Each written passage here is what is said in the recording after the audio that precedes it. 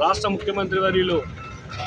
శ్రీ రేవంత్ రెడ్డి గారు పిలుపు మేరకు మరియు మా నర్సాపూర్ అసెంబ్లీ ఇన్ఛార్జ్ అయినటువంటి శ్రీ ఆళ్ల రాజిరెడ్డి గారు మరియు జిల్లా కాంగ్రెస్ పార్టీ అధ్యక్షుడు ఎన్నికల అంజనేయులు గారి పిలుపు మేరకు ఈరోజు ఒక బడుగు బలహీన వర్గాల నాయకుడు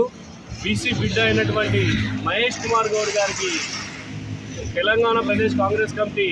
అధ్యక్ష బాధ్యతలు ఇచ్చిన ఏఐసిసి అధ్యక్షుడు ఖర్గే గారికి మరియు సోనియా గాంధీకి, రాహుల్ గాంధీకి అందరికీ మా బీసీల తరఫున కూడా మా కొల్చార మండల కాంగ్రెస్ పార్టీ తరఫున ప్రత్యేక ధన్యవాదాలు తెలియజేస్తూ,